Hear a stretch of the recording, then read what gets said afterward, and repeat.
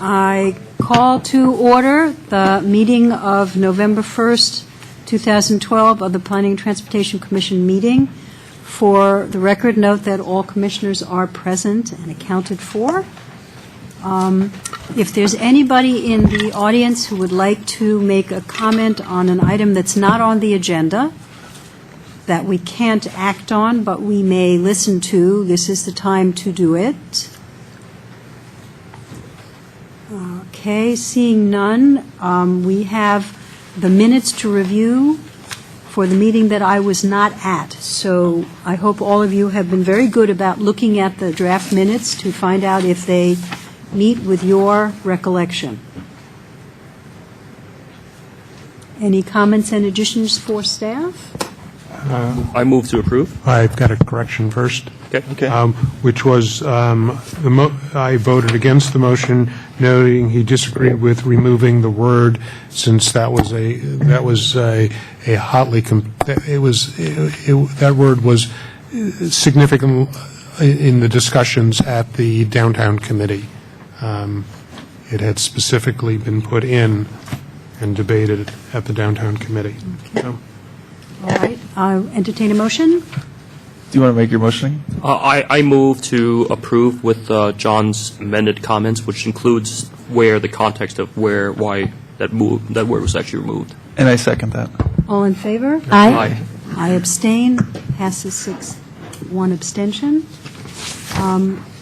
The next item of business is public hearing for item 112, California 04, at 2057 Grant Road, for which Mr. Dahl is our planner. Yes, good evening, Madam Chair, members of the Commission. This is a code amendment in front of you. Specifically, this is a code amendment to the CN, or the Neighborhood Commercial Zone District, to allow ground floor office uses in the Woodland Plaza commercial area. This code amendment was submitted and requested by a property owner or an applicant representing a property owner at 1257 Grant Road. And really they're looking to, they've made the case that in this particular plaza, they would like to see the allowed permitted uses include office on the ground floor. As outlined in the staff report and attached, there are multiple letters of support from other property owners in the Woodland Plaza area. And so as a similar provision to allow office on the ground floor does exist in Sherwood Gateway for the CN along Sherwood Avenue there. And so the applicant has requested a similar provision be inserted to allow the Woodland Plaza to have office uses on the ground floor as well. As outlined in the staff report, I do provide a definition of what an office use is. Primarily medical, other things will not fall into that. If you look at the proposed code amendment on page 2, it's noted that the section of CN District on Grant Road between Newcastle and Farndon within the Woodland Plaza area. And then we did provide for an exception, provided that any site with over 5,000 square feet of existing retail or restaurant on the ground floor shall retain an equal or greater amount of its existing retail or restaurant space on the ground floor. This is similar to a provision included in the CD district, and it's really focused on making sure that the Lucky Grocery Store isn't converted to an office building, but that we retain that, which is really an anchor tenant for the Woodland Plaza. So the code amendment as crafted or as requested by the applicant and as drafted by staff, we are in support of that. As noted, there is no environmental review. It's not subject to CEQA due to the fact that there aren't any identified impacts. And so with that, staff is recommending support for the proposed code amendment to the CN district. And, oh yes, also there was some correspondence submitted today. The letter really doesn't address any of the code amendment itself. It looks like they're addressing other elements or concerns with the Woodland Plaza area, so I don't know how appropriate that discussion would be for tonight's item, given tonight's item is really looking at office uses on the ground floor within the Woodland Plaza area. It seems to me that this particular letter might be better addressed by the wayfinding committee that is chaired by Mayor Carpenter. because this is exactly what we've been looking at on that committee, is where the signs go, what they look like, and how to have an overall signage plan that's uniform for the entire town, or at least a family of signs. And I think that may be a confusion on the part of this letter writer. So, thank you. Does anybody have questions for staff on this? Mike? Yes, when I was looking at the staff report, I noticed that the letters are pretty much about the bank going in, or that's proposed to maybe go in there.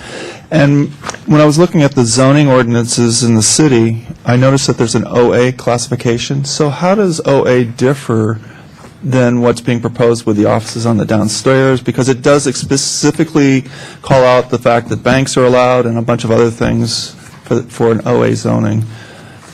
The OA zone district is specific to certain areas of the city that really, it only allows for office or related uses. Okay. The CN district allows for a full range of uses, so an OA zoning designation in this area really wouldn't be appropriate and would actually be too exclusionary, because we don't want to see retail, personal services, and restaurants excluded from this site. It's more to allow more inclusion. Really, the goal being that this is different than some of our other CN districts, and allowing for a wider range of uses would ultimately support the vitality of this commercial area. So then my second part of that question is, I noticed that the area around Main Street is zoned CRS and OAD, which is a combination of those two things, the commercial space and the office space.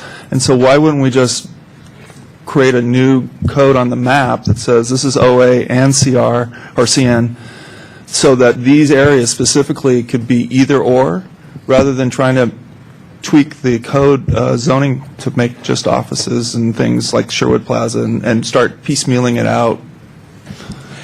You know what I see a lot of looks. Well, I think there's a number of issues raised there. One of them would be we don't want to do something considered spot zoning, which is just zoning a particular parcel. And the CN district is really crafted for our small commercial areas, and so we would lose a lot of the other aspects that are really crafted to support those. So rather than creating a new zone district, it was staff's perspective, it would make more sense to just amend the existing CN district to allow for office uses on the ground floor, rather than create another combining district. Jim, did you have something also? Yes, just clarification, two questions. Is this really the only property that's a CN designation in Los Altos? No, there's multiple. Rancho is zoned CN, Loyola Corners is zoned CN, the Sherwood Gateway is zoned CN, and I think there's 6 altogether CN districts around Los Altos. Like Foothill Crossing is also CN. So this zoning change is only going to impact this specific area? Exactly. Not all CNs? Yes, and that's the intent. The CN district, the goal is to preserve or really focus on allowing personal service, restaurant, and retail in an area like Rancho or Loyola Corners or Foothill Crossing, because those are more there's certain concentrations that are beneficial to creating a vitality and a certain mix of uses. In this particular case, staff supports the request because there doesn't appear to be any negative effects that would be associated with allowing office uses, especially since there are multiple ground floor office uses that already exist in the Woodland Plaza commercial area. So you were talking about an amendment to this. There's no change in the designation. It's basically just an amendment to this specific this specific site, this specific area. This area, not the site. There's 10 properties in Woodland Plaza, and this code amendment is an amendment to the CN district language and would only affect Woodland Plaza. It wouldn't allow ground floor office uses in the other CN districts. Okay. Last question. Was there any outreach to surrounding residents related to this proposal? There was our standard notification process. All businesses and property owners within 500 feet were notified, and that's 500 feet of the whole area, not just this property. So we created a 500-foot buffer around the Woodland Plaza commercial area. All property owners were notified, and then all property owners were, and in addition, I know the applicant reached out to all of the property owners, and as you can see with the attached letters, made contact with most of them. Actually, I don't see. I see mostly letters from owners. So Yes. Are there letters related from residents No, there was no letters from residents. There's no letters from residents? No. Okay. I don't have questions for the staff. One more. Okay, so the question, part of my question, and maybe it's morbid curiosity, is how we got here. If we have a CN district and it doesn't allow office, and we have a whole bunch of buildings that have office, what happened? I think I could probably speak to that.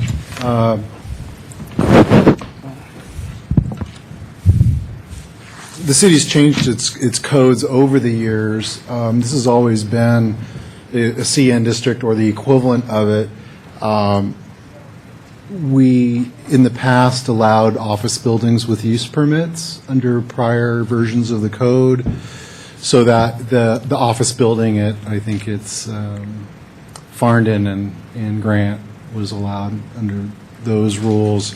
The strip of buildings there, let's say to the right of Lucky's, as you sort of facing the district from Foothill, were developed as office buildings prior to any requirement for retail only, and then it's unclear how some of the other office uses that are in some of the other buildings were established. The record's really Midnight special.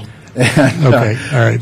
But because of the history of its development, we have quite a few office tenants out there, and that's Okay, so because the recommendation sort of was sort of rationalizing, suggesting that we rationalize something that's already there, and I just wanted to understand if we were condoning bad behavior or whether there was historic accident, and it sounds like there was some history to it.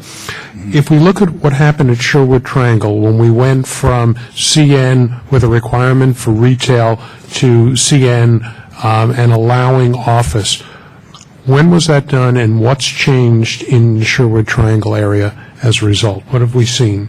the Sherwood Amendment, which is very similar to this, has a similar history. In that those office uses that were there predated the regulations prohibiting them. And although the Sherwood District is a little different in that most of those were originally homes, and which were allowed to remain as a permitted use even. And so those homes were kept, some of them were kept, sector still a few. We've since refined the CN District to take out residences as a permitted use. So there's no provision really to maintain those once the structures live out their useful life. So that's maybe one difference there, as we have some residences kind of peppered through that. So, but have we seen additional conversion of retail to office in the Sherwood Triangle, or have we just rationalized what was already there? What we saw really is just the existing office uses have been maintained, and a few of the homes have been either removed, or right now one more is on the market, and it's probably going to be slated for redevelopment, and then it could go either retail or office, and I'd expect it probably would go to office, given that. And to clarify on that, it's not the entire Sherwood Triangle. It's only the uses along Sherwood Avenue. So the rest of the triangle is not allowed to have office on the ground floor. And I don't think there ever was any retail along Sherwood Avenue. I think it's only offices or residents. So none of the other commissioners has questions. Do I have any requests to speak from the audience? I guess so. Oh, pass up your card. Did you fill out one of the request to speak cards? Because if you didn't, you can fill it out after you speak. Okay. Go up to the podium and introduce yourself. Thanks. Hi, I'm Tim Piper. I actually am one of the residents of Newcastle. So I decided that we would come down and find out really what was going on. And I think you guys have addressed a lot of it. My main concern is this piece of property, as you noted, if you're looking at Lucky's from the front, the left-hand portion of it has always been office buildings. I've been in the property since my parents for 40 years, so I actually have lived through all the iterations of what you guys are now calling Lucky's or All-American Market. Some of you may remember the office building behind that was right in that parking lot for 2 years that was torn down that I don't remember having to sign anything for office space. So I guess our neighborhood concern, certainly talking about this, has been why the big change in order to get a bank to come in? Why does it need to be rezoned when we have a 40-year history of office buildings, et cetera, going in? And a couple of the concerns basically are what kind of businesses will go in behind, because the setbacks really haven't been followed over the years by the property. There's no break between, there's no actual fence between the property. There's a residential fence between my yard and a parking lot. Always has been. And then the other question we have is, why does this sudden range have to be, why is this not building specific? Why is it from the corner to corner? As many of you know, the building on the corner of Newcastle has been a bane of the neighborhood for a number of years and was passed through without any cards being sent out. You may not be aware of that, but and has really been a rundown and an eyesore. This property, we are all excited to have a new owner because it is an eyesore as well, as is most of the Woodlands shopping space. Lucky's did actually replace their sign for the first time about a month ago, as it's been falling down for about 10 years.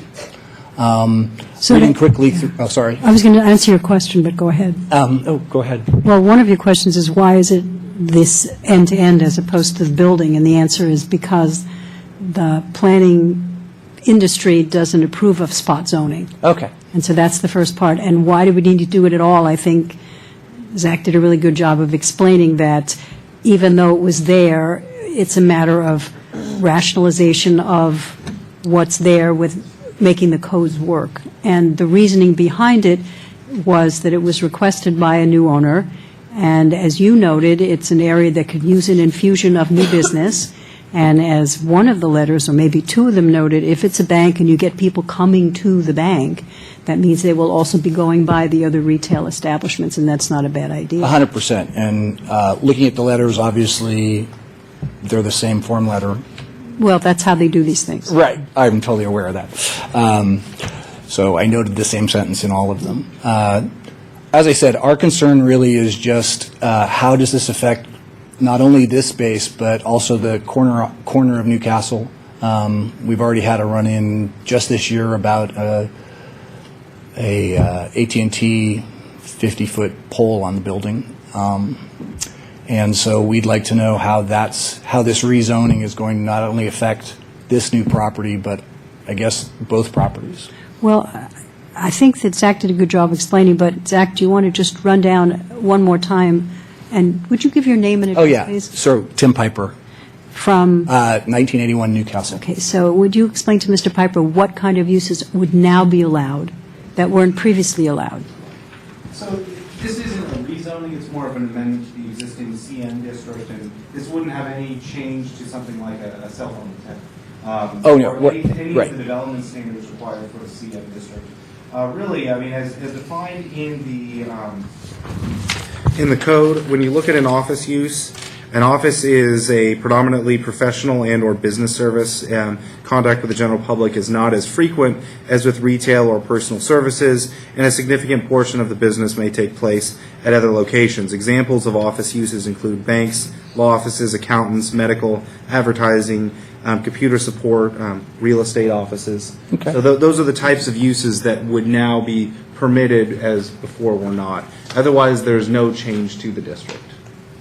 Thank you, Mr. And I Piper. might add, if I could, Of Madam Chair, that we might in some ways see a little less intensive development if we allow office, depending on where the market goes. Right now, I think the market is going more toward office in terms of rent potential.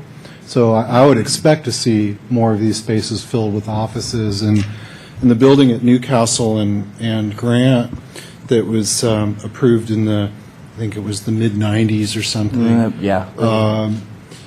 Technically is a mixed-use building with retail and personal service allowed at the bottom and office allowed at the top. And historically, it's been, personal services, I think, that have occupied the ground floor. And, we might anticipate a change in that building when leases run out, that maybe more professional uses go in there. That would And be- it might, may improve the area. But the parking requirements generally aren't as much with office, so there might be a little less activity near some of the residential properties that are right there. And sorry to interrupt, that is one of the concerns, is that the parking doesn't suddenly start moving down Newcastle. Well, since the parking requirements are reduced for this new permitted use, that is not likely to happen. But, Mr. Piper, would you fill out a card that's Of out of course. the lobby and turn it into one of our planners Right. here? And then I guess my other question along your lines, which are heading the right direction, and I noted in here, is there an overall plan for this area? Because, as someone noted, there's been a high turnover in the Luckies, and does the city planners have an outlook for this part of Los Altos? This is a question that's better addressed in City Council Okay. than it is here, because at this point, we're really focused on this one particular change to rationalize the code. Fantastic. But in terms of long-term planning, that is an excellent question to bring up to your elected representatives. Great. Well, thank you very much for your time. I have one question before he goes. Sure.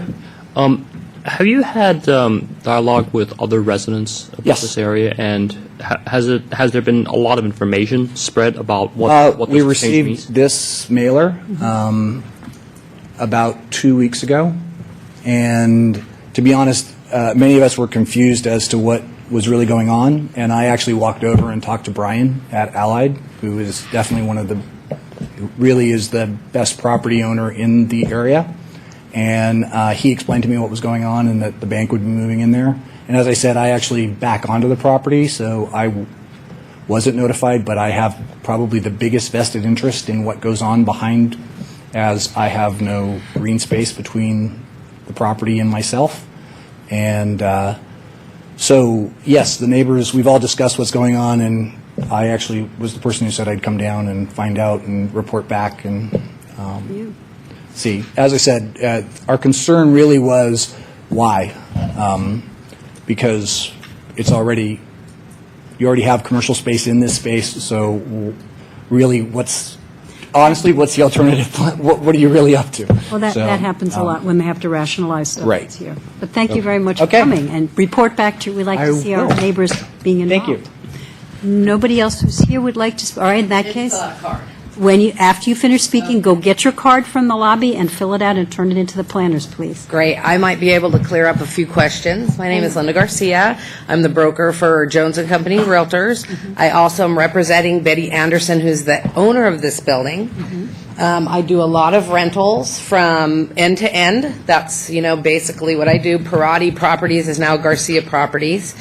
And the grandkids of Parati, who are now running his building, are trying to fix up their building. The parking lot was just done, the sign. So it's an effort on all the owners down the line to help this area. As for the building on the corner of Newcastle, the reason why there's service there is because it doesn't support retail, walk-up retail. So you have spas there, you have massage, that's why it's like that on the bottom floor, because there is no retail that can be supported there. So Betty decided to sell her building, 2057, because there were 3 suites that were occupied by a retail uniform store. They left. I tried for 8 months to rent just one of them out. The condition of the building, the location, I could not get any retail in there. She decided to sell the building, and after 8 or 9 months of having it on the market, this gentleman came in, Blake came in, and put in a cash offer on the building. She's concerned about her tenants that are there because most of them are friends. She's been there forever. Betty used to have the hair salon herself. So the two tenants that are in the front, she's really concerned about them and wants to make sure that they will still have a spot in the back of the building. So that's one of the reasons why she's also, concerned about her longtime tenants. So there's a cleaner and there's a contractor there, and then the hair salon, they have left, but some of the operators would like to come back after the building has been remodeled. And so there's several other interested properties that are interested because of the bank may get walk-in and more interest. Well, that's exactly what we like to hear in our commercial neighborhoods. Excellent. Thank you very much. If you'll fill out the card for us. I will do that. Then I will close the public hearing unless someone else would like to speak who didn't fill out a card, but will fill out a card after he speaks. Tell us your name and where you live, please. My name's Alex Lake. I live in Cupertino. My relation in regards to what's going on is that there's been a lot of said that that area, with the way it's structured right now, it makes it very difficult for retail businesses to go into that area. But at the same time, that's exactly what I'm trying to do. I would like to go ahead and put in a retail business, an optical retail, kind of like a lens crafter in that same building. And when I first approached the city planning regarding this plan, they were very, very strict in terms of saying that it had to be purely retail, and that office uses were not allowed in that area, which kind of made it a little bit difficult for me to be able to put together a partnership with other people to buy that building so that I could use it for retail. And so even though I did put in an offer for the building as well, the other party came out saying that they wanted to put in a bank in the building. So they went ahead and put in the application for this text amendment. And I think that because they obviously they're much more deep-pocketed, they were able to push this agenda through, and which I think is a shame, because then that area is, I think, given the changes in the population, I think that retail use in that area still is viable. And for a lot of us who are smaller businesses that want to go in there, sometimes it's difficult when you have these bigger companies that kind of, if they see something that they like, they go in and they're able to kind of almost, I don't know if it's the right term, but kind of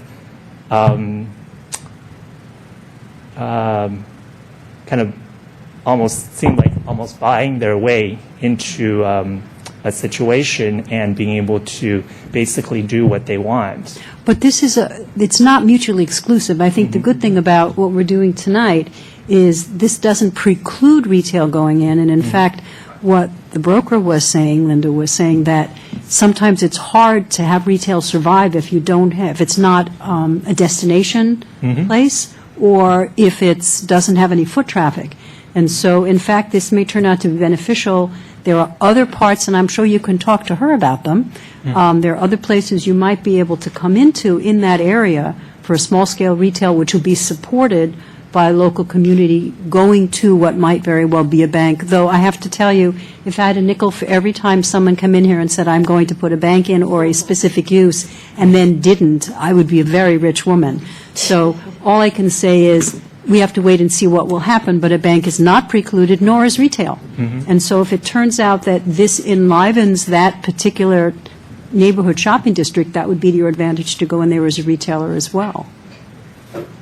So thank you very much. If you'd please fill out a card with your name and address and turn it into the planner. Is there anyone else who'd like to speak? Okay.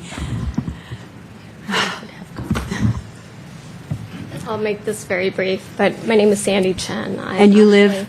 I'm in Cupertino. My husband and I, Alex actually is my husband. I think his point is that as small business owners, we would like to actually be able to renovate that property and make it actually a community place for everybody to be at. That place is really run down, and I think that's the reason why it wasn't able to be rented. So it needs a new owner to come in.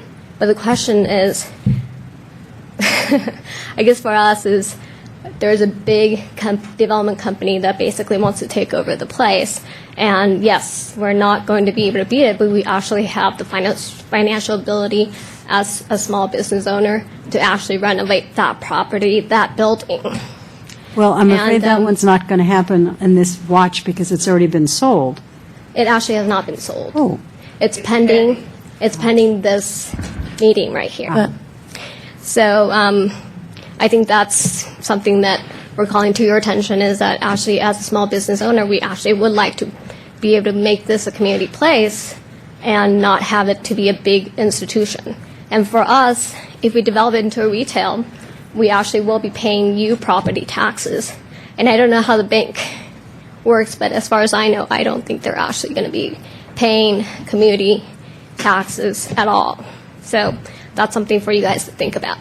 Thank you. Did you have something you wanted to say? Yeah, I just wanted to clarify that, the agenda in front of us is looking at the specific amendment. Correct. And we don't have any control on I totally understand. who is selling This- and what yeah. the asking price is and who's buying. But I am not it's saying good that. to know that what everybody's concerns are and what Correct. the neighbors are thinking. But it's difficult for us to make any decision up here based on. And that's not what I'm listen. saying. I'm telling you that actually part of the problem with that property is that it was run down. And it needs a new owner to come in, and it's not necessarily that you have to change the code. And I'm not actually suggesting that it's a bad thing to change the code, because it was very, very strict.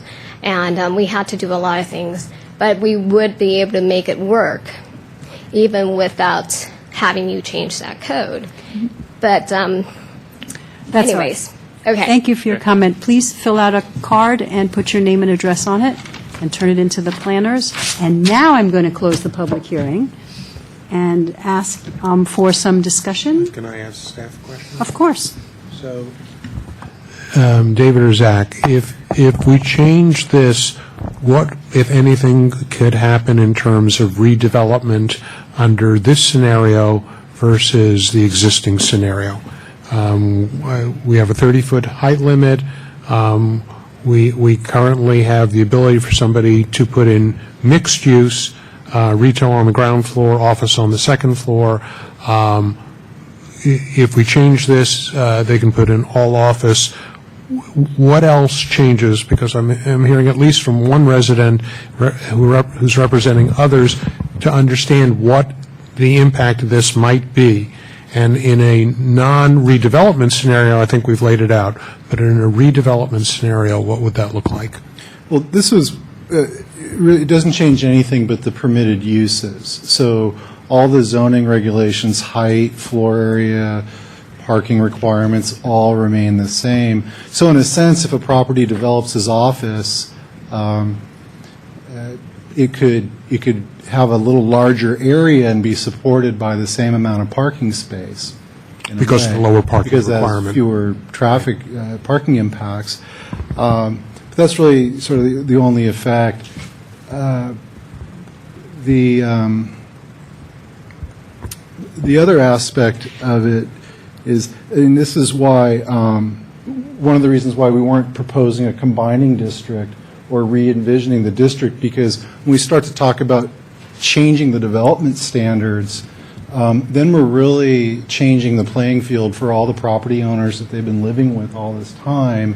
And it's a much, I think, a different analysis than talking about just whether a certain type of use will be allowed.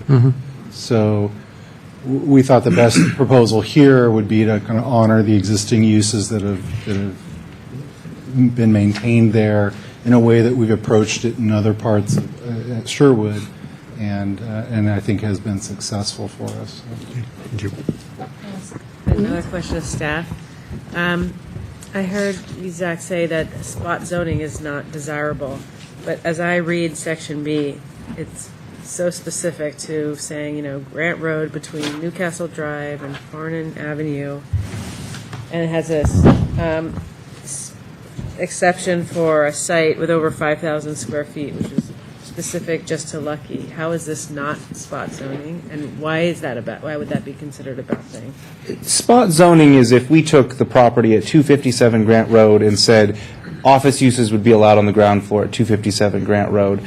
Woodland Plaza, which is these 10 properties, is a small grouping of properties, but there's a reason why they're all zoned the same thing. So we don't want to, in essence, appear like we're playing favorites or choosing specific things on specific properties. So rather than do that, we look at the whole cluster of zone and make a determination or make a recommendation on what's appropriate in there. So in this particular case, you have a grouping of properties along here that's CN. We're not taking out a chunk of CN that's adjacent to others that we're not touching. That's the whole group. Is if you look at a zoning map, this is all of the CN in that particular area, which is otherwise known as Woodland Plaza. So spot zoning refers to a single property as opposed to a zone, no matter the size of the zone. And then I think the other aspect of the question was with regard to the retail exemption for the larger uses, and that's something that I think we think is important in terms of it's the Lucky property is the largest one there, probably has the most redevelopment potential should that use no longer be desired by that owner, and I think for us it makes some sense to have that retail anchor potential remain there. It helps the district, and so we didn't see that as a sort of a spot aspect. We saw that as more of a district regulation in there, much like we have in the commercial retail on First Street, where we have a provision that discourages converting the major grocery store. So let me ask a question about a scenario.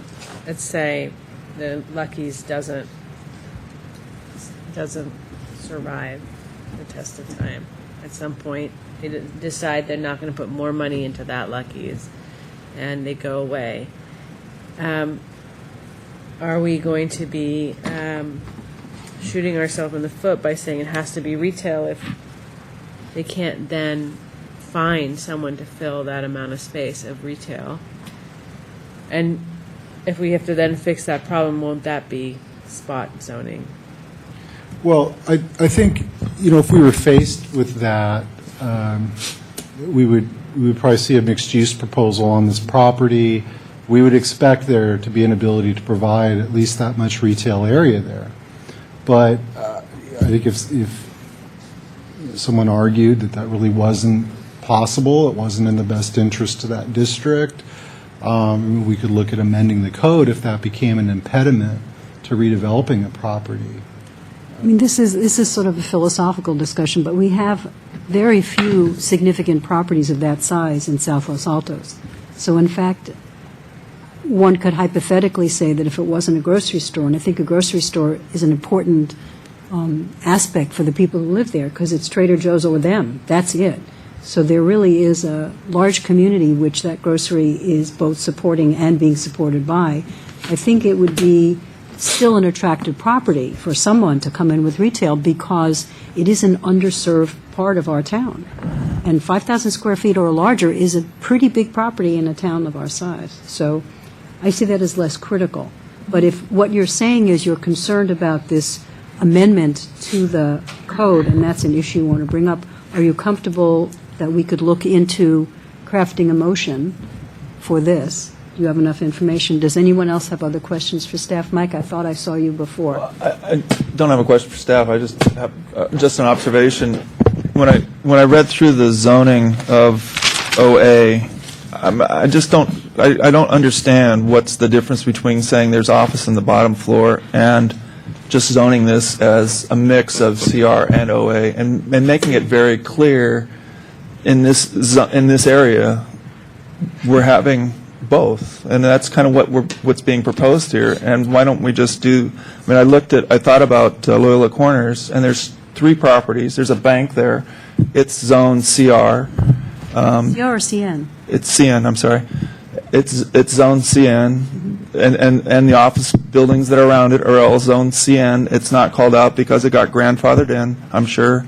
The other corner on Loyola is office buildings. It's same thing. It's CN. So we seem to be having. There's a number of properties that are zone CN that really are having offices space in them, having office use towards them, and I think we should say this is either mixed and it meets these, it's office space and it meets these zoning requirements if it's office, or it's commercial.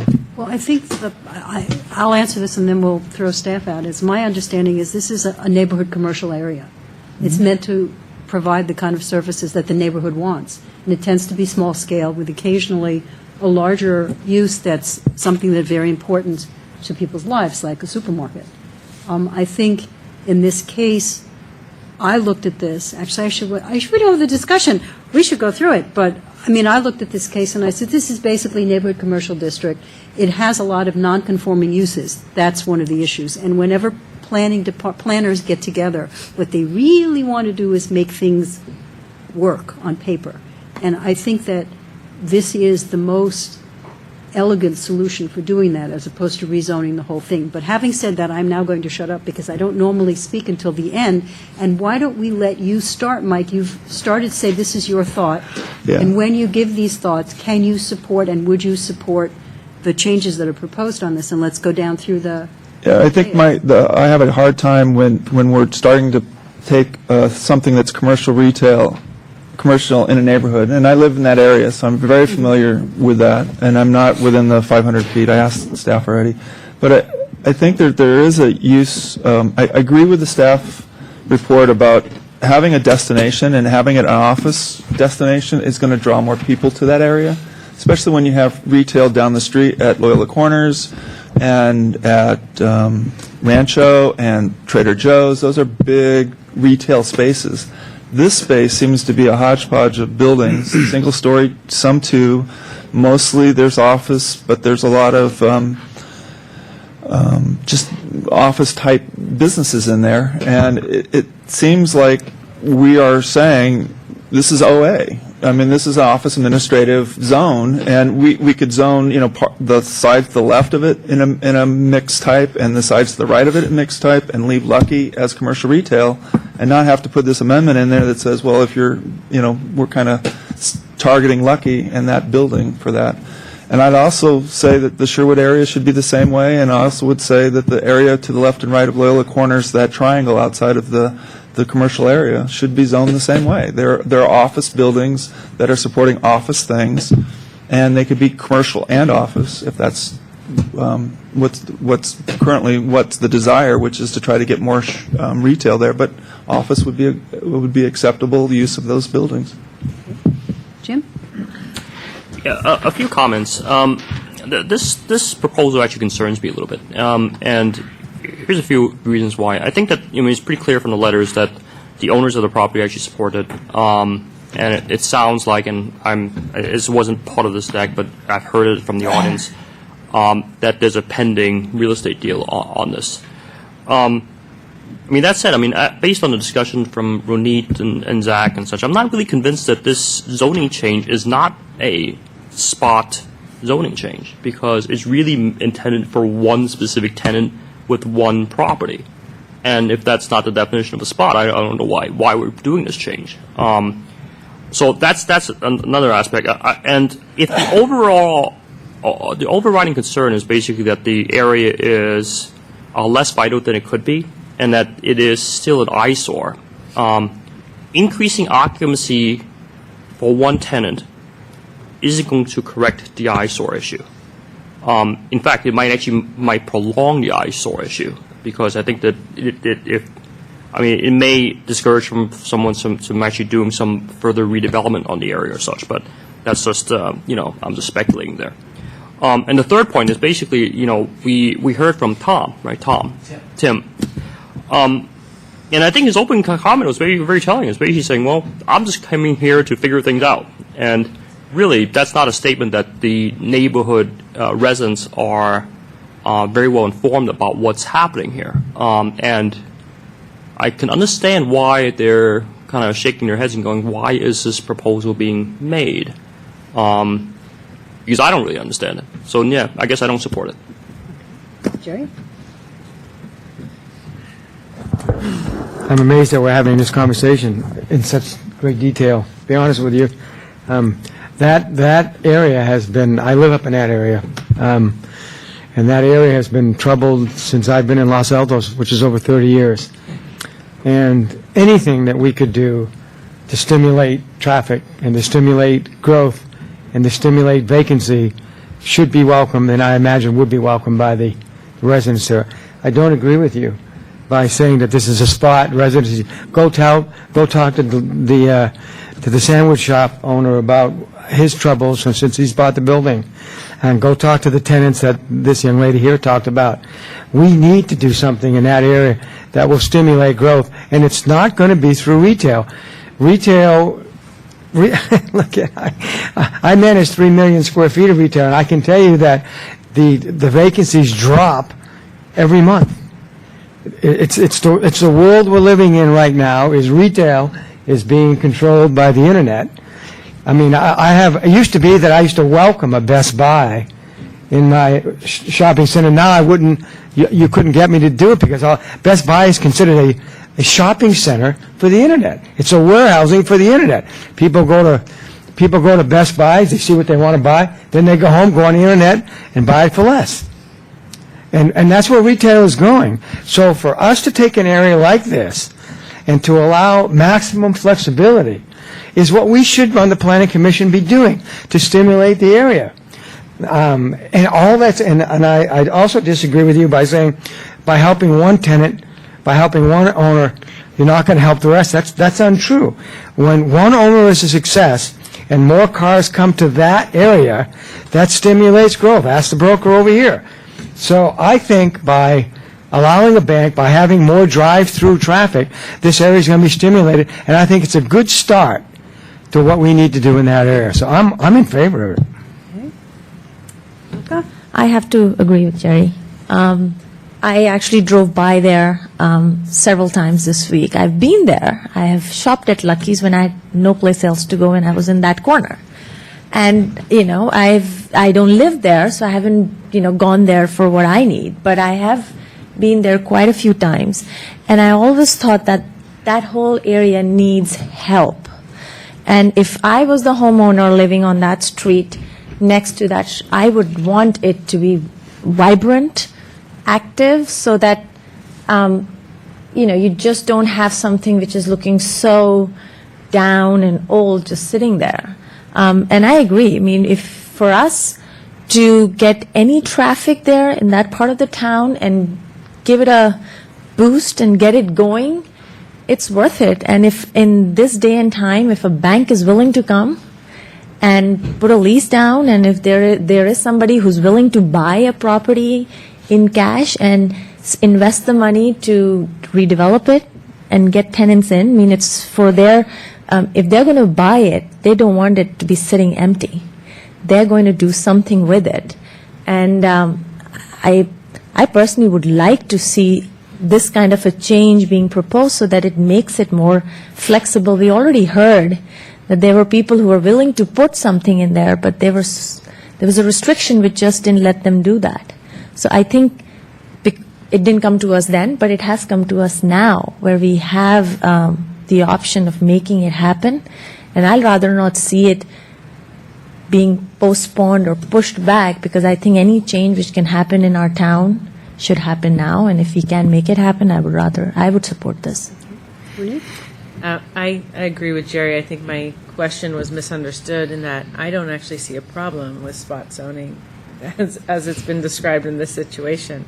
I grew up in very close to this area, and I now live next to this area, and I don't think in 10 years I've gone, except for the sandwich store. I go drive further for my needs than this is. So I think it would be great. I think that it's true. It strikes me as it was a situation where rather than doing spot zoning, it was a more elegant solution when planning looked at it and saw that it sort of triggered the cleaning up of the code for this section. I think that's appropriate.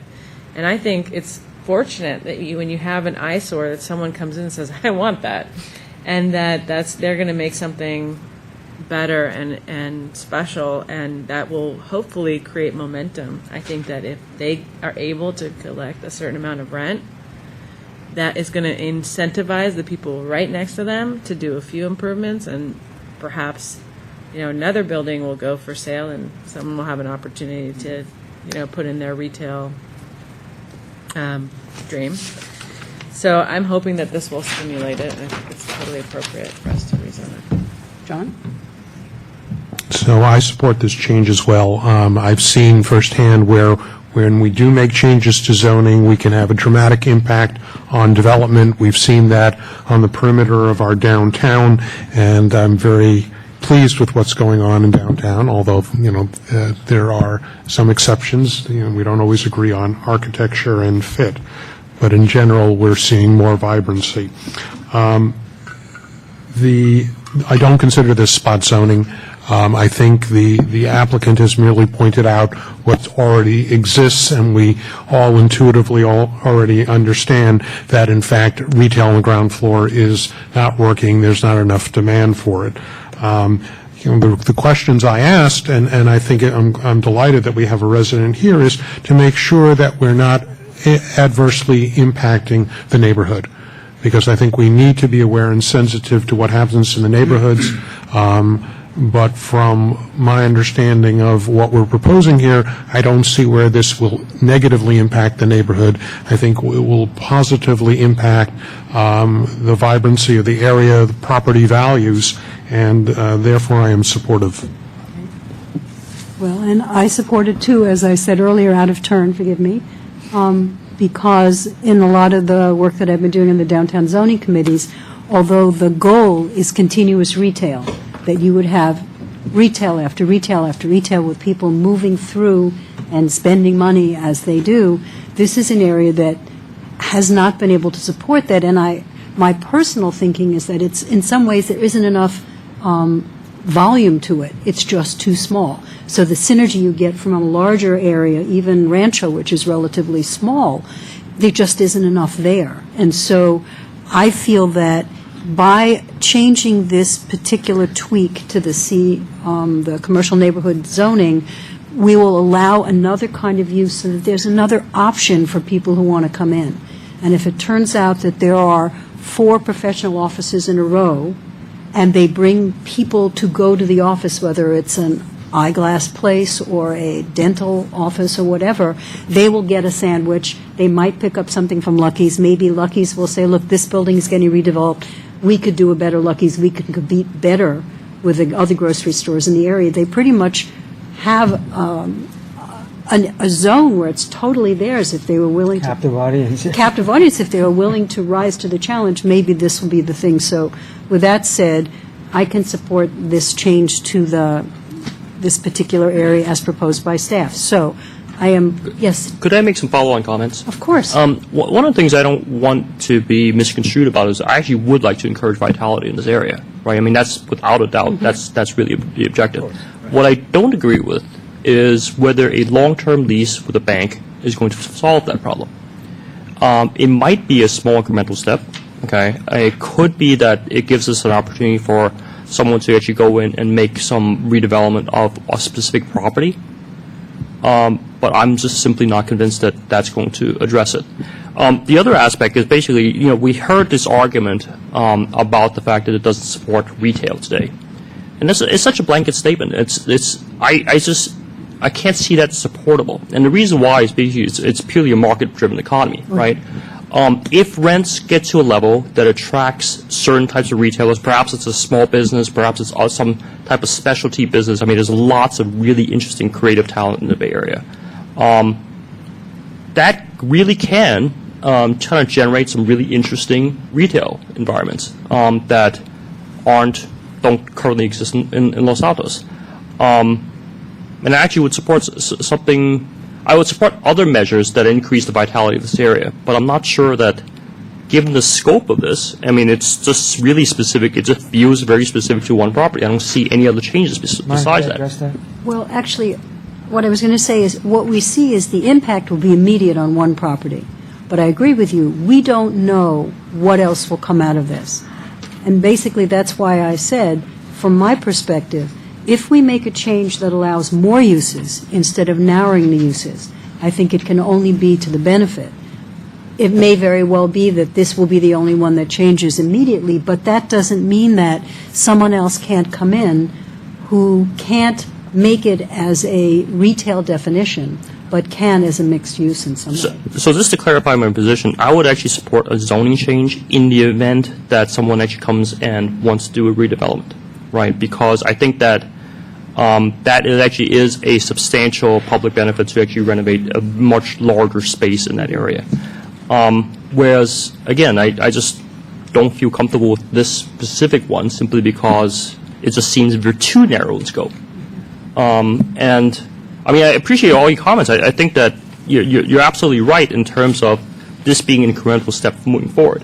But I'm not convinced, Best Buy versus bank, which one this thing actually improves in terms of vitality. I just don't see the value of a bank beyond the other businesses there. But I don't think we are discussing if it's a bank. I mean, right now we have bank in front of us, but the idea is we are making it more flexible for whatever comes compared to what we have on the table or what is currently. Bank is hypothetical. Yeah, it's We don't have the hypothetical. It bank could in be front of us. anything. It could be anything, but I But at agree least with we you. give the option that they It just can. increases the possibilities. It just- Yeah, because right now they don't have much. Right now we are pushing it where eventually everything just kind of shrivels away and dies, and somebody Well, if has there's to only come and one buy the option whole thing. And it's not working. Yeah. We have to figure if that's not working, we have to give other options, and this is one way of doing it.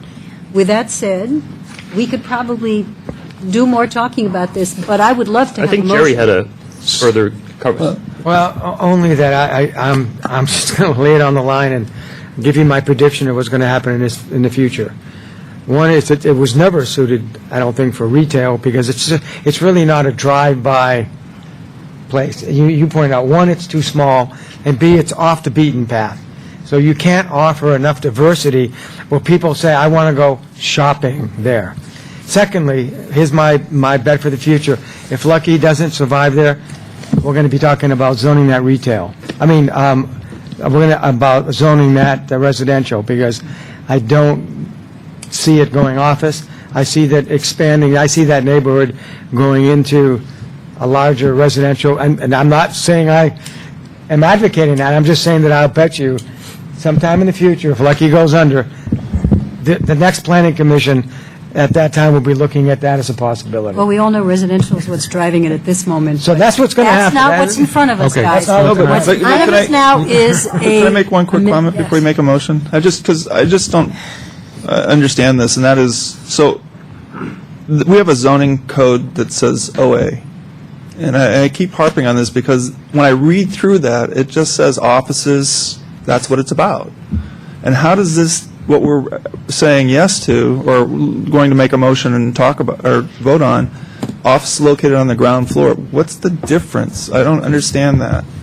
It's a big difference Is because it? you're changing zone districts, there's development standards, there's heights, there's all kinds of requirements to go with it. Adding a line that allows offices on the ground floor widens the flexibility. OA is only office, so it would preclude other uses. So OA would not be an appropriate No, use. what I'm saying is OA and CR. If you said that that was zoned together, like we did on that area, I still don't understand why to just make this tweak when it sounds like we're saying this is an OA district. It's making it much more complicated. This is actually a much simpler solution. You're creating a lot more potential conflicts. OA is specific for office uses, Altos Oaks, the strip along San Antonio here, which are designed to be office, and they have specific standards. You'd be opening up a lot of other issues you'd have to address if you were combining the CN district with the OA district. Okay.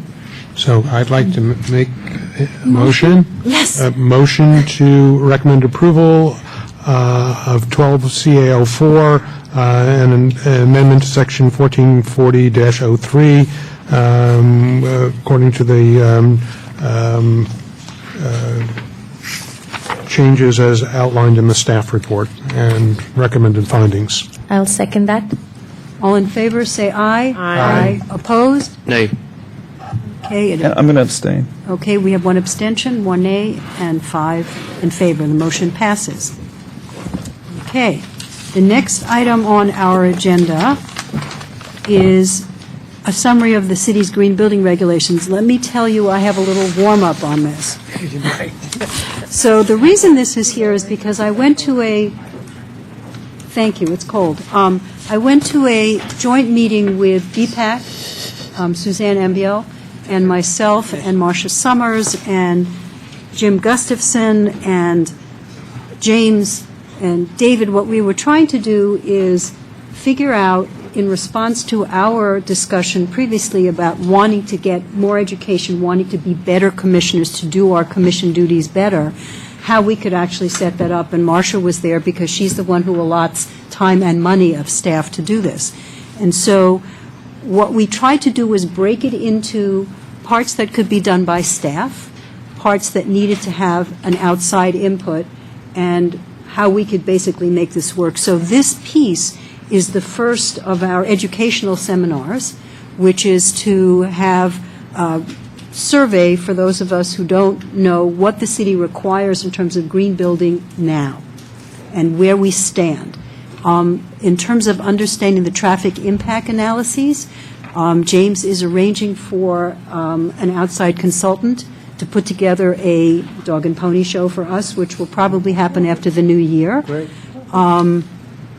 That would There be was great. one of their staff will also, probably before the new year, but I'm not going to swear to that, arrange for a presentation for us about safe routes to school and the neighborhood traffic and TMP study, so that we will have more information. Again, what we're looking to do is bring us all to a certain knowledge point.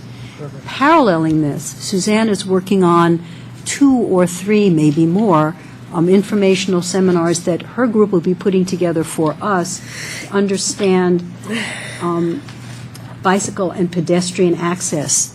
Great. And how we could know the basic principles so that when someone comes in as a development project and says, I've got 3 bicycle racks right here, and we don't know enough to say there's not enough, they're the wrong kind, they're in the wrong place.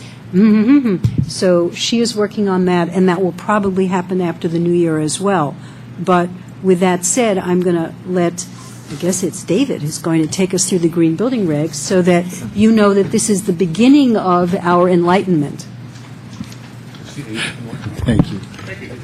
And there's actually one more thing we're working on for you, and that is creating some bicycle parking standards. Oh, goodness, We but we don't have any, we encourage it in our general plan, but, and we apply them when we have traffic reports and get input from various agencies on them, but we don't have any set standards, so we'll also be bringing that to you Thank with a few other amendments we're working on. So we'll be So- just the most educated bunch in town. Yes, we're looking forward to all this work with you. Thank you. So the city actually has quite an extensive approach to green building. We were an early adopter of the regulations. We voluntarily did it in 2007, and they were very successful in terms of implementing them.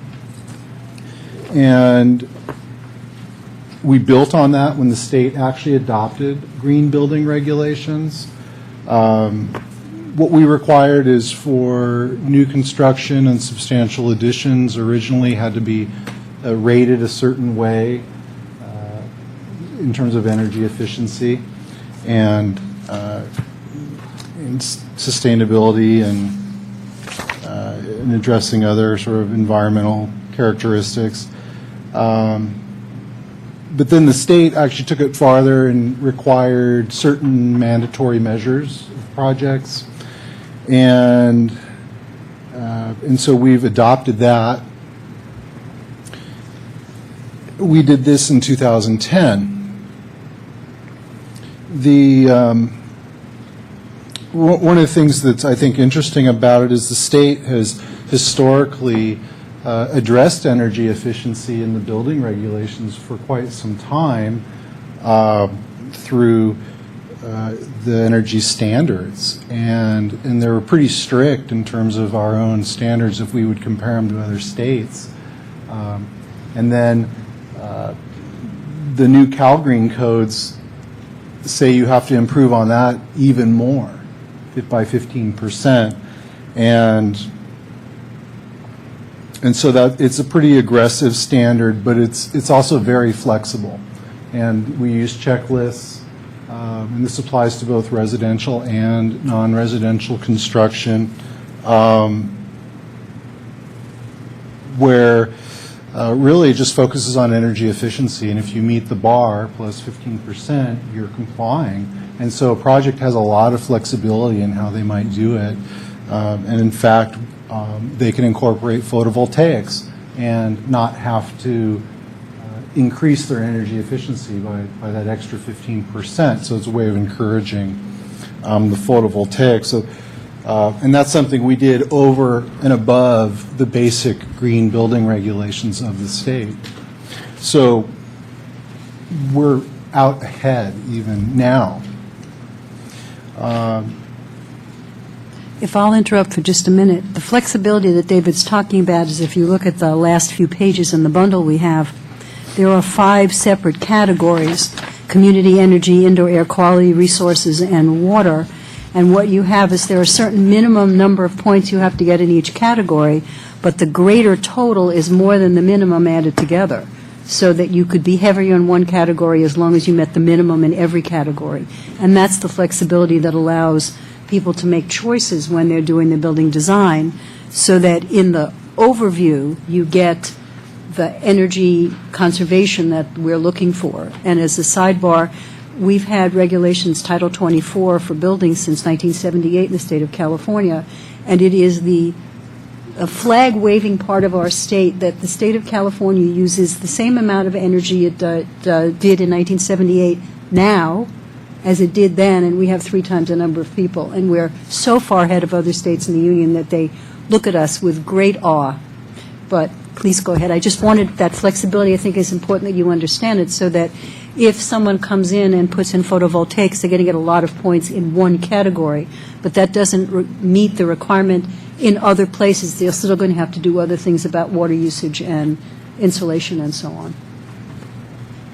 I should also point out, and I didn't in the memo, but we also require energy efficiency in the public structures. We require LEED construction, which is another form of rating it, leadership in energy efficiency and design.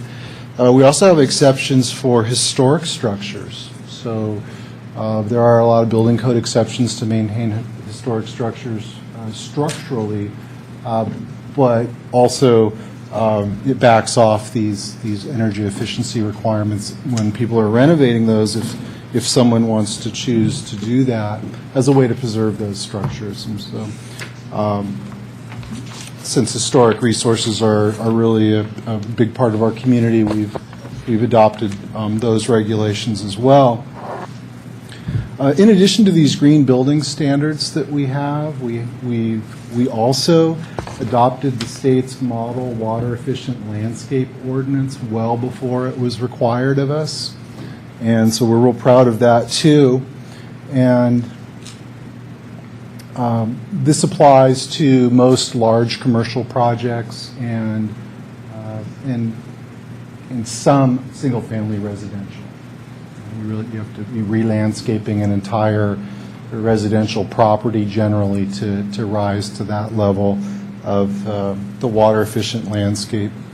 And but the city's had a long history of promoting water efficiency, and we've developed a lot of handouts in terms of drought-resistant plants, native plants, and we also work with the Water District, and we worked with them originally in terms of developing those regulations, and then we built on it with the water efficient landscape model ordinance of the state, and now that that's required as well, We've revised our original ordinance on that and follows the state's even more stricter regulations now.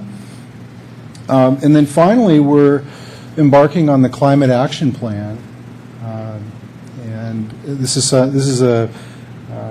quite an extensive effort that Senior Planner Dahl is working on, and what I wanted to do is put him on the spot tonight.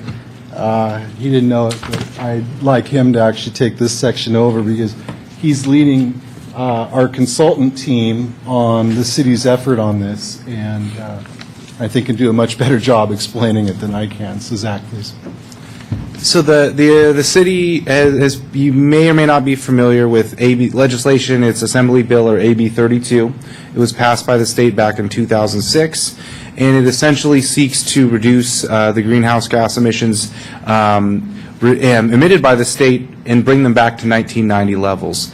And so there's a number of ways to achieve that, and there's really climate action plans can be prepared at the jurisdictional city level, they can be prepared at the county level, and then there's PG&E is doing an energy efficiency. So there's a lot of different aspects, and there's a lot of state legislation that's all coming together to kind of reduce the state's greenhouse gas footprint. And so at the city level, what we're doing is we're putting together a climate action plan that's really evaluating the various areas that the city emits greenhouse gases or generates greenhouse gases. And really, we were just actually meeting with the consultant today and going over, breaking that down. Thus far, we've completed and updated our community inventory, which evaluates the emissions on a community-wide level, and then we've also updated our municipal inventory. Basically, the city municipal operations is about 1% of the city's overall emissions. 99% comes from the rest of the community. Once we've established that, we'll establish a target. What is our reduction level? Typically, for most jurisdictions, and we haven't fixed ours yet, there's a number of approaches.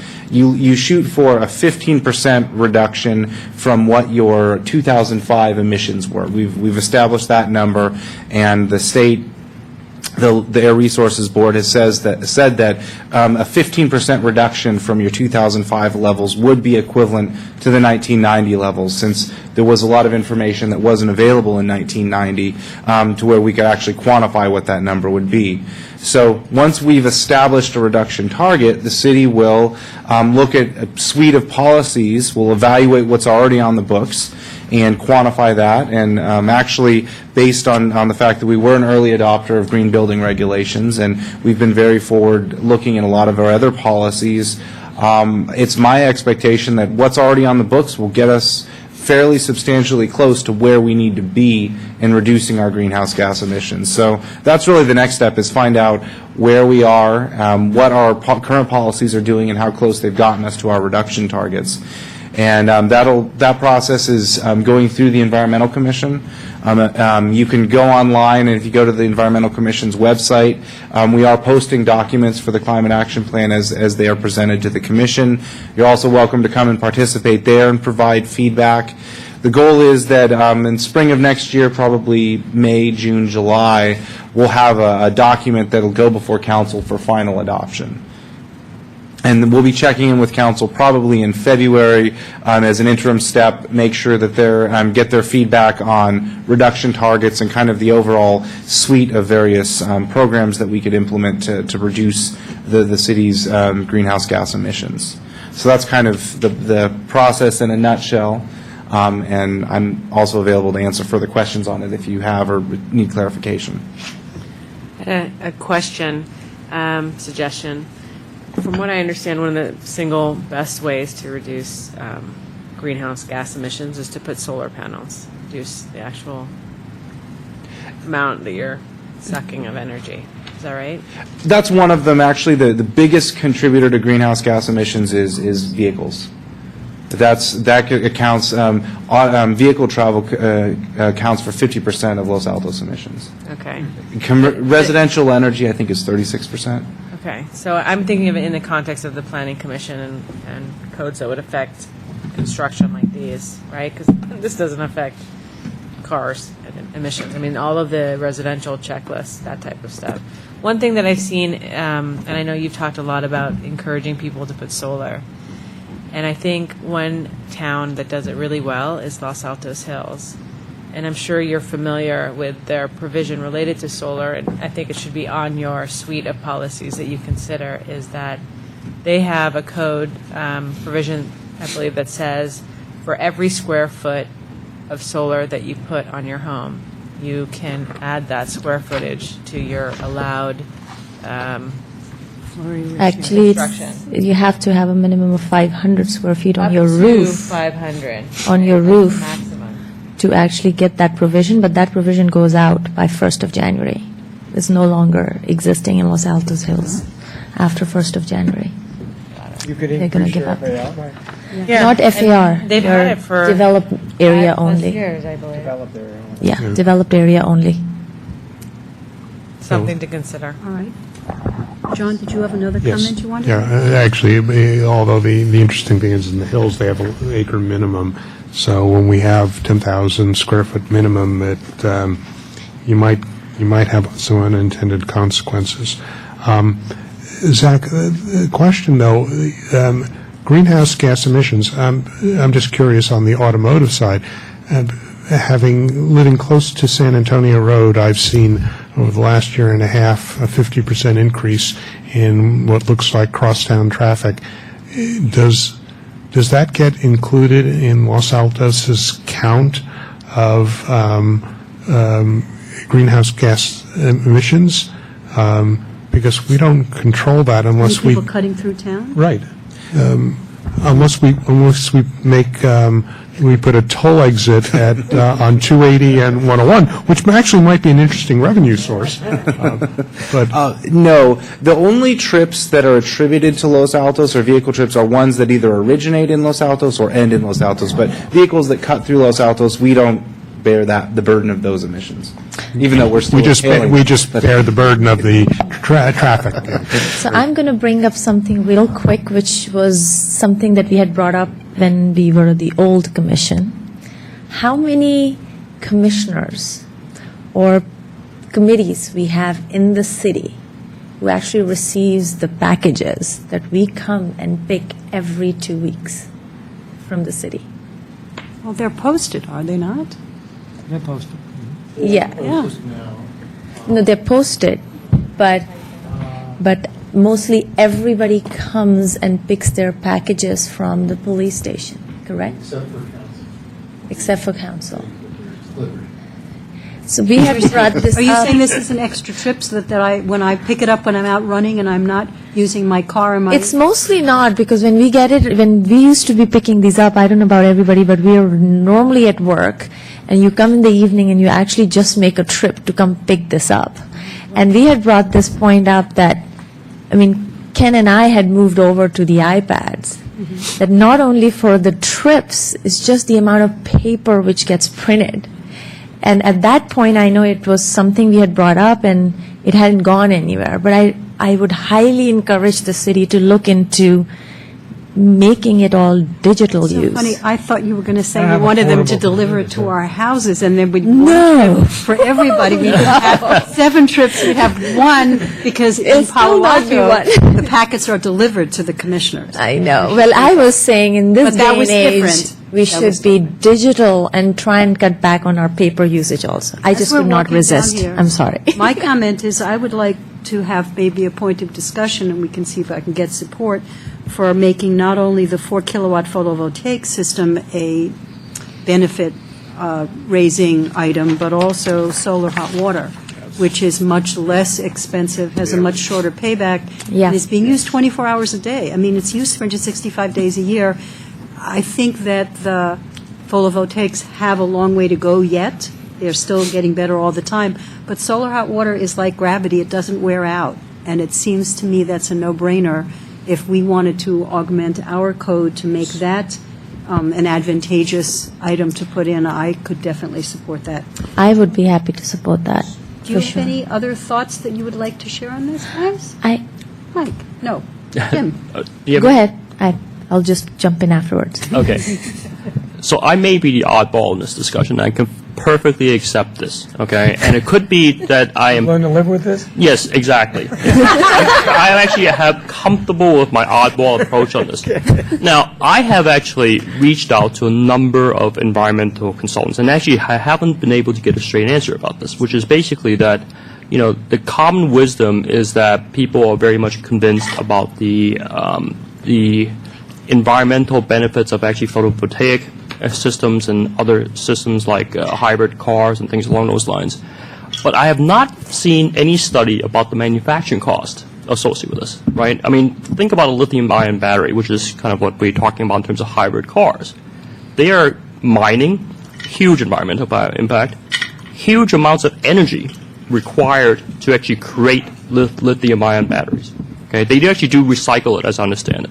And then it goes into your hybrid, which then actually burns less greenhouse gas in the entire cycle when you actually receive it.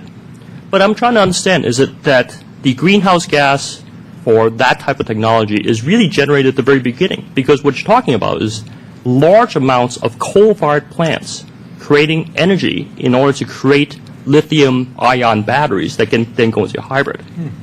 The other aspect is photovoltaics, okay, which I'm a materials engineer from many years ago, and I could say that technology has actually improved, but it hasn't improved dramatically. And we've been talking about this, and everybody understands there's lots of technological challenges that still has to happen in order to make photovoltaic really fully mainstream without government subsidies. I've said this before. I'm not a big fan of mandating certain types of technologies above others, okay? Because in the sense that a lot of the efficiencies associated with each technology actually changes. But specifically for photovoltaics, I mean, obviously the manufacturing base for photovoltaics is abroad now, and they create tons of greenhouse gas, and there really is no environmental policies in place for them to minimize the amount of greenhouse gas in the production process associated with creating photovoltaics, including the mining process, including the processing of solar wafers. I couldn't agree with you more. That's why I keep saying it's very nice that we say photovoltaic, because I believe it is, in some ways, it will get better and better. But for me, solar hot water is low impact in its production and high impact in its benefits. And it seems to me the no-brainer. Yeah. But I... So Jim, if there's any consolation, the studies were done in the late 60s and by a company I worked for, and most of the alternate energies in that time frame, if you evaluate it on life cycle cost, were net energy users, not producers. That you just moved the point of the pollution. Now, that's 40 years ago. Yeah. So there probably been some efficiency improvements, but generally, you're right. Those things are tough to make happen. I agree with Phoebe. I think solar hot water is the no-brainer. Yeah. I think life cycle costing is really the essence of it, and that's part of the challenge when you're doing this kind of work, is that you're not just pushing one into the balloon so it bulges out the other side. Yeah, I mean, in terms of the building code as well, I mean, we're talking about, demolishing a building that's already there to build a new building with new materials that are hopefully sourced locally, but obviously a lot of times it's not. But then nobody really considers the demolition costs Well, associated actually, with we do, and because that's one of the things that we deal with in the industry is that Recycle. you can deconstruct your building as opposed to demolishing it. I think there's a percentage that you have to deconstruct. But also, you can Yeah. actually, there are companies that are making it so that the tax advantages to doing that are spectacular. I've done that on 2 buildings. But yes, and the waste is being recycled. I mean, there have been tremendous improvements in the building trades, building industry for the last 20 years, really spectacular in terms of recycling of materials and And I want to encourage minimizing toxics and so Yeah. on. But And- it's a tough one. I think Zach's got a big piece to deal with, because life cycle analysis is really the only one that makes sense when you want to present it to the general public. But I do have a, sorry, are you? Well, I have one more comment. Sure. I'm going to put my pet peeve environmental concern out there. is basically the no-brainer in my mind is water conservation. Because in California, we spend something between 20 to 30% of total energy use. Now, don't quote me on exactly that figure. A significant number. A significant number in terms of groundwater extraction. 20 to 30% of total energy use in California is related to groundwater extraction. Then we throw it on the lawns, right? Now, how can we justify that? I just don't see that. Well, we can't, and actually, that's exactly what our planners were telling us about, is the state of California has mandated landscape water control at this point, including calculations. It's really at the very beginning of its life, but it is definitely coming to forefront. And the fact that we have, and actually nationally we have, water-conserving appliances, when we went from the 5-gallon toilets to even the 3-gallon toilets, and now we're at 1.28-gallon toilets, and the shower heads, I just was having a discussion with a client who said, I want a volume control separate from the temperature on my shower, and I didn't have the heart to tell him that you can't get more than 2.2 gallons per minute, no matter what you do. Yeah. And so the image of, in the magazines, when there are showers coming, sprays all over your body, you're not allowed to have two heads going at the same time in the state of California in one shower. So We have a you're huge right, issue. and it's being addressed in a really good way. Yeah. I'm all for this because we do all our projects 100% of our projects are green certified. When we did our house, I think that was one of the first ones which we were going through the Green Point checklist in the city. We have some family moved in, so we just upgraded our system to an 8K system. And it's a huge benefit. But I think normally, because Phoebe and I are in this business, it's easy for us to see the benefits. It's easy for us to know where things are coming from and how to use it.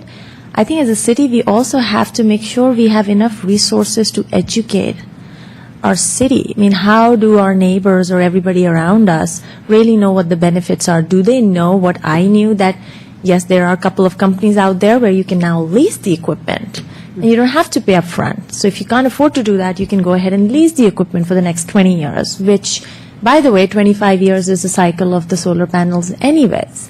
So, I mean, those are the things I would like to see in the city. I mean, yes, we know we can deconstruct and you can recycle or you can reuse materials which are actually locally manufactured, but not everybody is aware of those facts. So how do they make it easier for them? And I don't think solar panels as such are just the solution. For example, all the projects we work on, daylighting is extremely important. You can put like a huge solar panel, but if you're using lights throughout the day, it just doesn't work. The numbers don't work, right? I mean, we are selling at the premium back to PG&E during the day if you have daylighting in your building, and then using it in the night when it's really needed.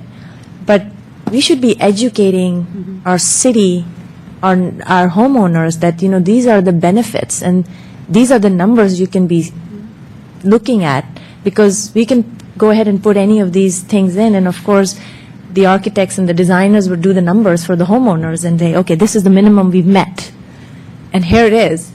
But there are homeowners who are willing to come out and say, hey, we've worked with some which said, this is our 2 years bill of, water invoice every month. How do we reduce it? Well, if we did X, Y, and Z, Well, we can make it say to less. someone, look, if we can make your house so that in every room you don't have to turn on a light in Yeah. the daytime, that should be the goal of every design. Because that way, when you get that statement from PG&E where they say, here's where your peak usage is, it's not going to be in the 9 to 3 range. It's going to be in the after 6 range when you come home, you start the appliances, and you turn on lights in the winter. I think your point is so excellent, because having gone through a construction process and done a deconstruction, I feel like if people only knew about deconstruction alone, the tax benefits, nobody would not do it. That's right. And I feel like I proselytize about it now to everybody who is doing construction, because it's a no-brainer. So it's just about getting the information out.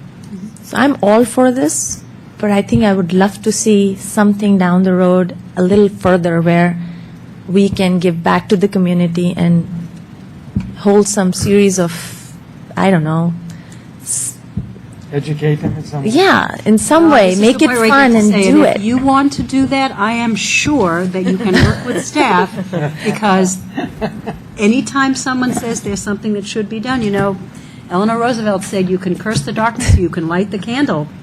Step up. I'm passionate about this, I would do this. And the other thing I want to bring up is, I have my nieces and nephews who just moved here, and they're now riding their bikes to the high school, which we are encouraging them because they've never done that before.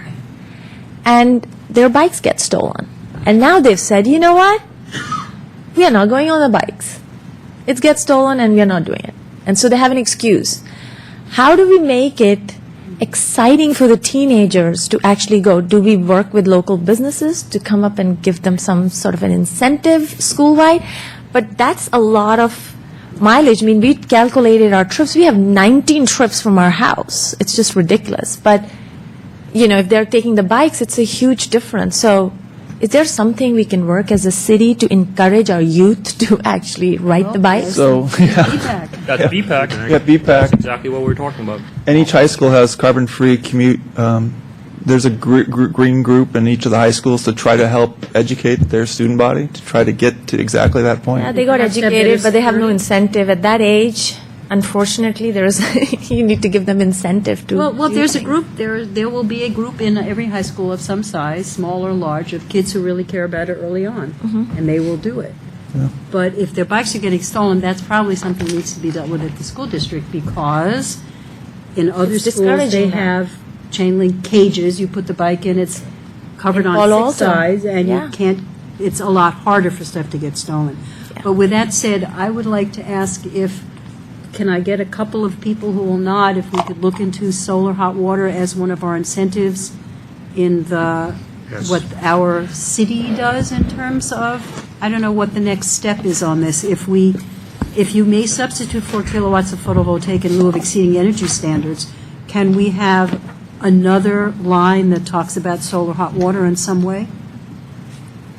We could, and this was really, the intent of this was for just educational, but I certainly... understand, but this is an opportunity. The Commission's will was to look at how we can improve our regulations and not wait for, we're going to be doing this climate action plan effort and may want to do some Well, changes perhaps that's then, part of it as too. well. I'm just this is an item that's near and dear to my heart, so I thought I'd bring it up if this was the time. So certainly, the Commission's will was we have a commission. to look at that. I'd love us to not only put it in there, I'd almost like to see it as a requirement on substantial remodels or new construction, unless there's a reason why it can't be done. It is a no-brainer. It's so cost-effective. I do have a Phoebe quick question, since you were more involved with this, and maybe David can answer this also. Where did the 4 kilowatt system came up with as a minimum?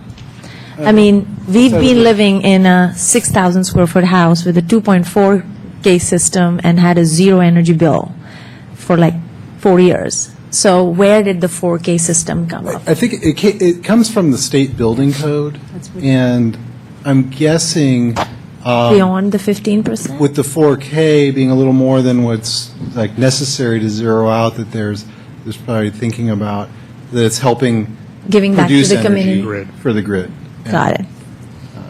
So, does anybody else have any questions about this? I don't have a question about this, but I do have a question for David, because he mentioned about the climate action plan, and that is that 60% I heard was the amount of carbon emissions that was related to transportation, which is traffic. And part of our Is traffic? is traffic, and is that something that we're going to see, or is the Environmental Commission, I know we have one of the commissioners in the audience, is that something that they'll be addressing, and then they'll be giving us recommendations? I'm curious. It really just depends where the climate action plan's going, and Zach, straighten me out here if I... As we're envisioning the process, the Environmental Commission is taking the lead on the public notification end of it. We're going to be developing the draft plan, circulating it through the commission, and then the Environmental Commission, and coming up with what we think will be a good program. And then that may or may not require changes to our general plan, which could involve this body, certainly the Traffic Commission, BPAC, all of, could involve a lot of different elements of the city. And until we know what our plan is going to be, we really won't know how to really engage those commissions. Okay. Well, if I could just elaborate on that, I mean, really, a climate action plan would, in one way or another, touch on almost every commission in the city. So the goal is, really, council is the body that it would approve something like this, and that would, so the Environmental Commission will provide the outreach and work with staff and the consultant to develop it. It would then go to council for adoption. If, as a result of that, we needed to amend the general plan or the zoning ordinance, it would come through the PTC as required by your legislative duties. But otherwise, it wouldn't, the document itself wouldn't be coming through the PTC. Okay, so the next item on our agenda is commission reports and direction on future agenda items. I was the representative at the City Council meeting on October 23rd, where the discussion was about the word minor. You may remember that discussion. Is that for somebody under 18? Yeah. It was the definition of a minor benefit. What's the word I'm looking for? Sorry. It's to waivers of and then Minor public benefit changes to findings. height. Yes, minor changes to. It wasn't just height; it was minor changes in general. And so, minor was removed in the proposal in front of City Council. It was argued to be put back, but in the end, it was left out. So it's not minor; it's neutral. Also discussed was the revised First Street streetscape. I don't know if you guys, they ratcheted down the amount of work there so that it would be more in keeping with fund expenditures that seemed appropriate, and so that one went through in its revised state. And then those were the items that I thought were of interest to this commission. I also wanted to report that I have a tentative agenda for November 15th that I want to ask staff about, because one of the things that came out, I was reminded by this at the City Council, is there are a lot of capital improvement projects going on, unfunded, not going on, planned for. The county is actually doing one at the Loyola Bridge that Jim Gustafson is working on. We have no impact on the county at all, but Jim would like to make a presentation to us so we at least know what's going on, and that was tentatively looked at to see if we can have an informational part of our meeting on November 15th. Now, I don't know if it's been firmed up yet, but I have in the tentative that we would have study session at 6 that day for 83 3rd Street. Is that still on the schedule? Okay. And then I didn't... 86 3rd Street, there was a... It was a typo, sorry, 86. And then the question was whether there would be that informational presentation in the course of that. Yeah, so In the course of that meeting. We have two items scheduled on the commission's regular agenda. Dave, I don't think your mic's on. One is the review of the Palo Alto Medical Facility on Altos Oaks. They're gearing that application back up. And then we'll follow that with an informational presentation on the bridge, aesthetics of the Loyola Corners Bridge over Foothill. So What's that? So the reason I'm mentioning this is because I know that you are conflicted on the PAMP building. So this informational thing about the aesthetics of this, what's going to be a very wide bridge, very wide, much wider, almost twice as wide as we have now, would be interesting. We can't do anything about it, but if you wanted to come for the 6 o'clock. But is that going to be, you just implied that it was going to be after. It is, it's after our regular, one of our items. We have one item. Yeah, So what's at 6? It's not going to be an issue. So what's happening at 6? At 6, we have a study session for 86 3rd Street. That will be between 6 and 7. At 7 is our regular meeting where we It's have somewhere one downtown. item at this moment, which is the PAMF building that we saw in a study session. But I think you just a said month that was going to ago. be the second item. And then the Loyola Bridge Informational will be after the PAMF presentation. So you might want to watch it on TV even if you can't be here. But I do hope you'll come for the study session. I will. So, David, when do we normally find out when we have these study sessions and things on the calendar? Like a week before? Well, this one, This one, it just depends. As soon as we know, we will try and share it.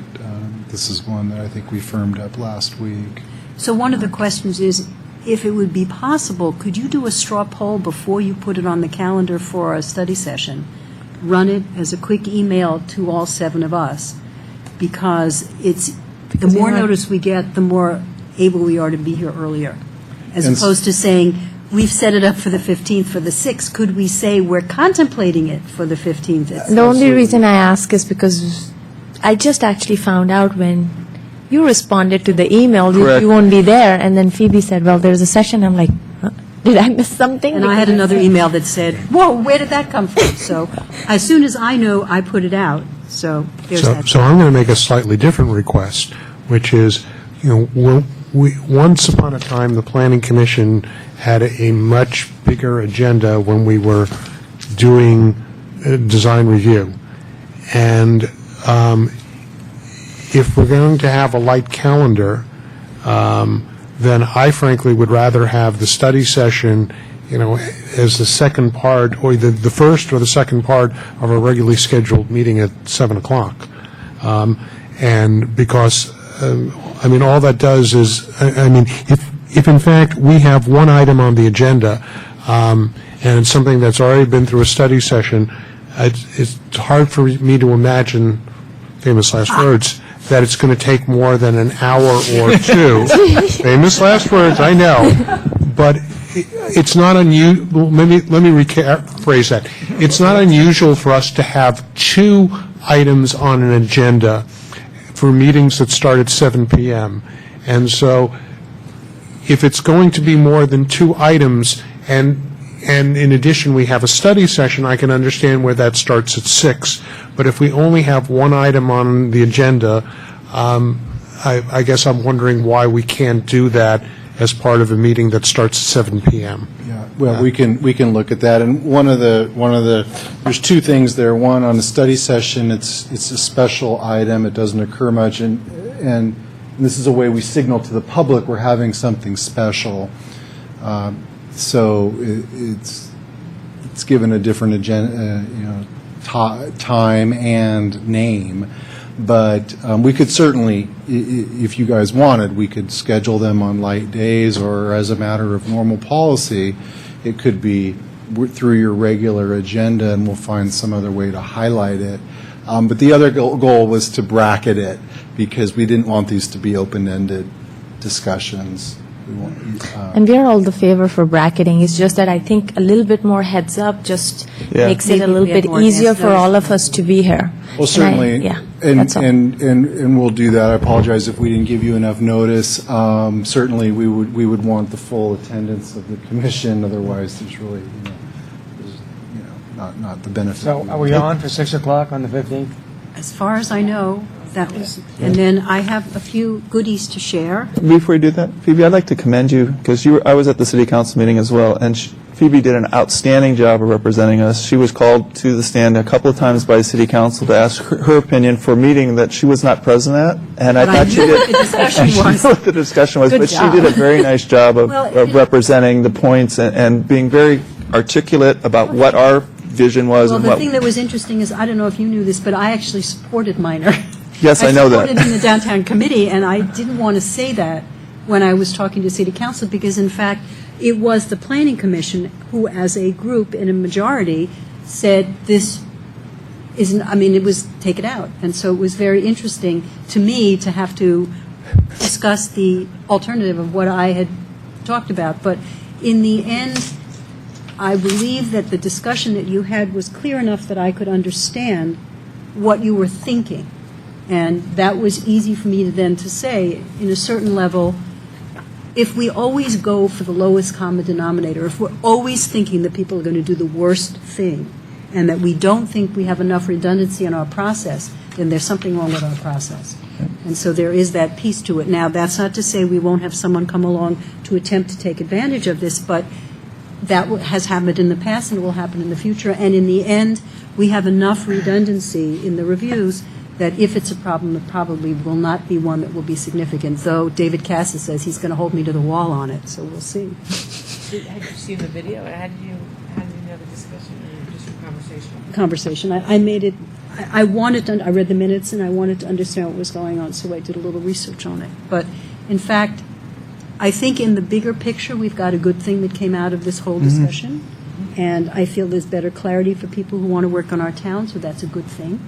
And the more clarity we give to people who want to come in, the better it will be for the development. And it's not that I'm supporting development, but I go back to, I want this to be a vibrant town. I go and I count empty storefronts every time I go downtown. If I see a new one, I get very upset, because I had 150 kids at my house for Halloween yesterday. I know there are more kids because I've lived here for 25 years. There are more kids in town. That's a good thing. And there are things that the kids want to do in town. That's also a good thing. So I see development in a really good way in this particular part of our town. And it's why I would really love if that tiny little strip down there near the Luckies could get a little more punch, because I really think that there's a value, we live in a small town, to having neighborhood commercial districts where if you ran out of milk in the middle of a recipe, you could jump on your bicycle and go and get a container of milk and not go to the downtown. I think there's a real value to that. Or the fact that you could send your kid and say, we need a sandwich for the soccer game tomorrow, go down and get a sandwich, and it's your local guy. So if we can encourage those to survive better, and I agree with Jerry that residential is what's driving it now, but that can change. There's an ebb and flow to the market. I will tell you one interesting bit of trivia. I have not been down El Camino, between Atherton and Redwood City, and the amount of office that's going up now is incredible. So, I mean, It's there's astounding something's happening. the amount of office that's being built along El And Camino. residential, all the way up there. A lot of Yeah. Lots of condos and. A lot of stuff. Okay, so And if it's- anybody has any other items for future agenda items from staff, if not, I am going to, yes? Could I make one Of course. commendation? I'd like to recognize the person with the bike helmet that has chosen to bike to and from the planning commission meeting. So I just want to give him a... Yay! Just wanted to recognize... Environmental Commission, I had to. All right, good. That's all. This meeting He is pulled closed, that out thank of his you. car. What do you-